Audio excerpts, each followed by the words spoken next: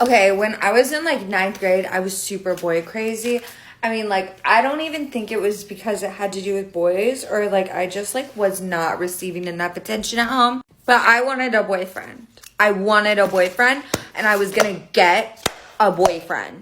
And I wasn't that picky because I thought having a boyfriend was just like an experience you needed to have. So like anybody would do, like as awful as that is. Even like boys I didn't really like because it wasn't about what they looked like or how annoying they were. It was about, you know, could they be a good boyfriend like Disney Channel said? And I had a roster essentially of guys because, you know, you need to be prepared. Oh my God, that looks crazy. I had online boyfriends on Kik. I had boyfriends on Facebook. I had boyfriends on Habu Hotel. Like, I had them. And I even had a roster at school. But the issue is my school roster wasn't, whoa, it's coming out everywhere. It wasn't as what you think. It wasn't as good as you would think it was. Like, my online boyfriends were way cuter than the boys, like, at school. Because, you know, I wasn't trying to, like, spit up what I looked like. So, I could be like, yeah, I'm, like, so popular at school. And, like, only the cool popular boys date me. I'm saying I had to stay in my league. I had to stay in my league. And that I did. And there was this one boy that I would talk to. And his name was Caleb. And we did theater together. Oh, that's so thick. And he was emo, but like in a poser way. I'm going to be honest. Like, he didn't have the pizzazz that the other emo boys at my school had. But since I was like a theater orchestra, like loser queen, you know, I could not attract like the real emo boys. So I had to settle for my off-brand guy. And in ninth grade, oh my God, in ninth grade, he wanted to ask me out. He was a romantic. He was a romantic. So how did he want to ask me out? He wanted to sing to me. He wanted to sing to me. And what sucked is like, I'm sorry if you're watching this, Caleb. You are not a good singer. He asked my friend. He straight up was like, what is her favorite song? And my favorite song, Laugh at Me, I Don't Care, at the time was Will You Marry Me by Bruno Mars. So I am going to ninth grade geometry, right? Who did I see turning the corner? Caleb. And Caleb looks at me, he's like, I have something to ask you. He looks me in the eye and he just starts singing like Bruno Mars, Will You Marry Me? It was the most mortifying thing in my entire life because it was in between classes. Story time about how my best friend's dad tried to assault me. Disclaimer, this is not my story time. I repeat, this is not my story time. It was sent to me on Instagram. I'm now 24, but 10 years ago, a new girl moved into our town. Her and I quickly became best friends in school. She would always come over to my house and have dinner with me and my parents. My parents really grew to love her because she was so polite and really cared about me. The only thing was that she never wanted me to go over to her house. At first I thought it might be because she was embarrassed of her house or something.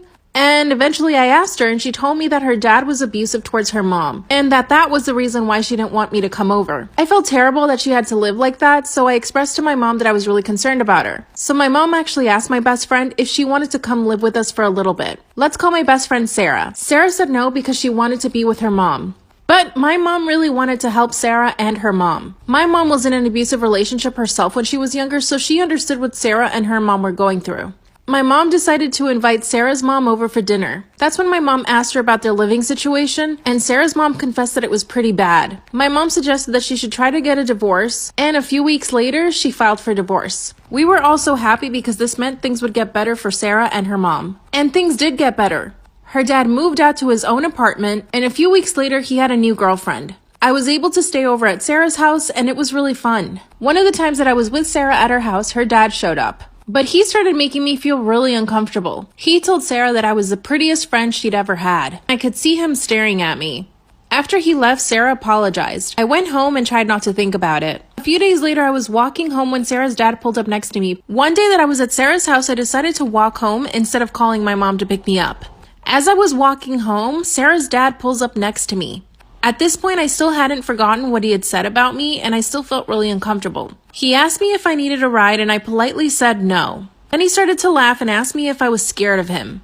Of course I said no, but the truth is that I was. And he said, well then get in the car if you're not scared of me. And I did. As we got closer to my house, he put his hand on my lap. He asked me if I had a boyfriend and I pushed his hand away.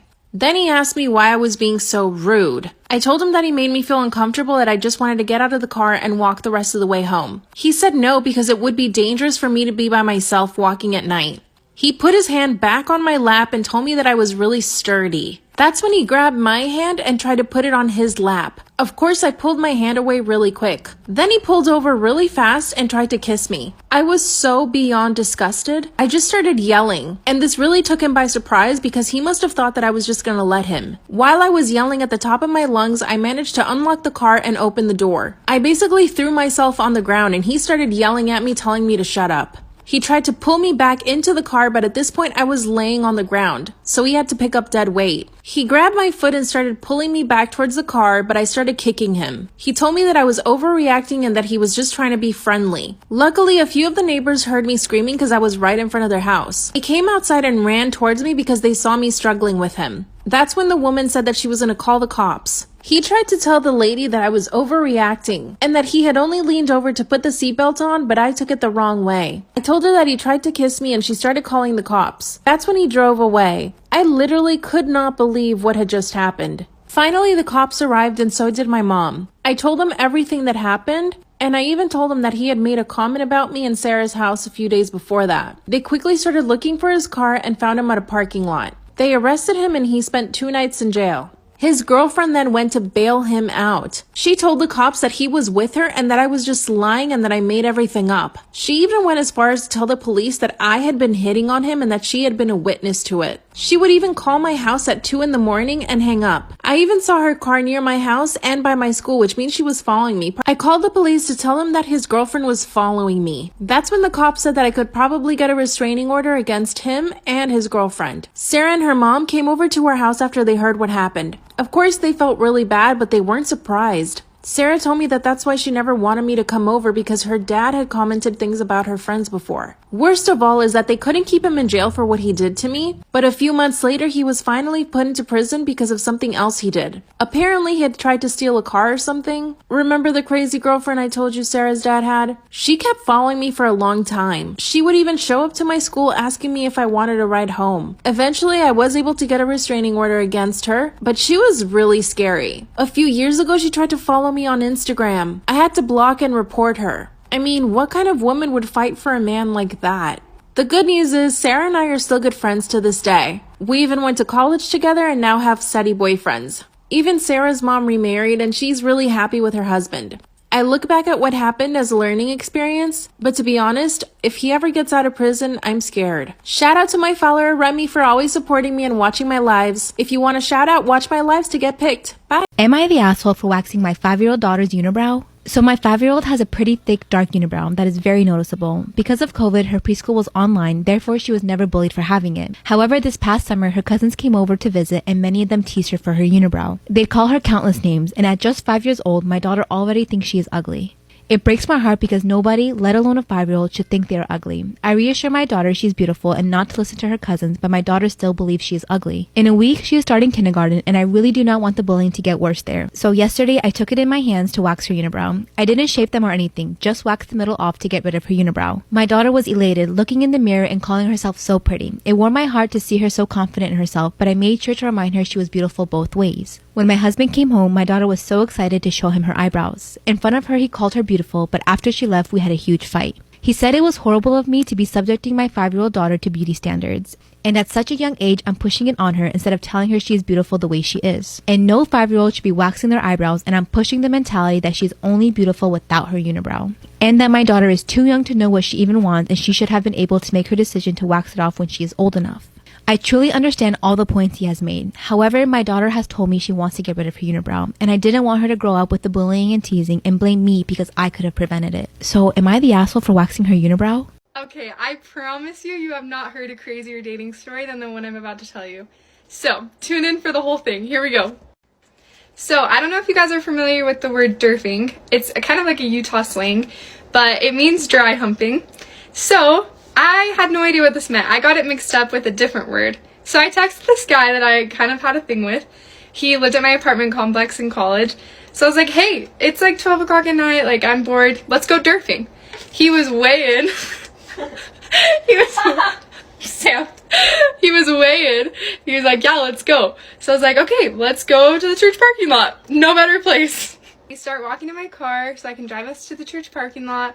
And I'm just sitting there, I'm like, all right, I'm kind of nervous. Like, I've never done this before. He's like, okay, yeah, it's no big deal. Like, I do this all the time. And I was like, okay, cool. Like, yeah, awesome.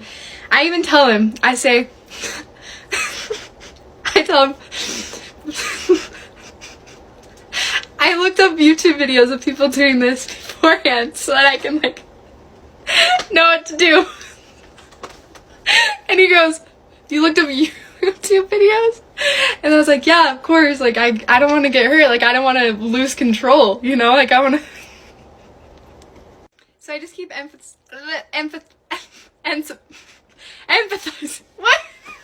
emphasizing, there we go, that I was just scared and I didn't want to lose control. So, here we go. This is where it gets so good. Remember, I didn't know derping was anything to do with kissing. Anything like that at all. So he starts like turning on some like music, trying to kiss me, and I'm like, okay, like, what the heck? So I kind of just like cut it off and I stopped kissing him. And I was like, all right, like, time to derp. And he was like, wow, I did not picture you to be so bold, Cammy. Like, and you can't really, you know, force derping. I was like, what the heck? What do you mean? So then I start the car and I start drifting. And drifting is very different from derping. So I thought derping meant drifting, which means you go in like a big pile of snow and you just do circles in your car and you drift, like with your car. So this whole time, this guy thinks I'm talking about like making out, dry humping, and all I wanted to do was drift in my car. I can't get him straight anymore. So we're drifting, I'm having a good time, like I am thriving. And he looks over at me and he's like, what are you doing? And I said, I'm derping. And I could see in his eye the aha moment when he realized that this whole time I thought derping meant drifting. I'm an idiot. I am going to try to tell this story without breaking into hysterical laughter. Today I was FaceTiming with my boyfriend and I had to run outside really quick to let my dog pee. While I was out there, my boyfriend said, let me see your street because I've never seen the street you live on before because we're a long distance. We've met, but we're long distance. So I decided this is a good time to take him on a tour of my street. And I got about a whole ass block down the street. And that is when he said, Jess, are you just wearing a negligee outside? And that's when I realized I was only wearing a negligee, a light pink negligee. But wait, it gets worse. So then I started laughing because I realized I was out in public around a shit ton of people wearing nothing but a lacy pink negligee. It should also be noted that I had done 90s makeup on myself because I did some videos and I was literally in the middle of taking off my 90s makeup when my dog asked to go urinate outside. And so I had just one eyebrow and the other one was still in makeup and covered up with concealer, as well as blue eyeshadow, heavy black eyeliner, and just lip liner. So that's what I was outside with, in a pink negligee. And I turned very quickly to go back to my house when I realized I forgot I was just wearing a pink negligee. And then my boyfriend started to make me laugh. And when I laugh sometimes too hard, I pee a little. And so I said, stop making me laugh because I'm gonna pee. And then I started to pee a little. So then I started running towards my house because I didn't want to pee myself. But then he made me laugh more. So I was running and laughing and I started peeing more. So then I started screaming because pee was coming down my leg. But every time I screamed, more pee came out. So I ducked behind a bush because I couldn't stop the pee from coming. And that's when I realized I was in the police department parking lot that is next door to my house, laughing and peeing in a pink negligee with one eyebrow. And also, you guys should know one more thing. This is my phone case. It's a fucking butcher knife. So what they all saw was me screaming and laughing and peeing in the parking lot police department with one eyebrow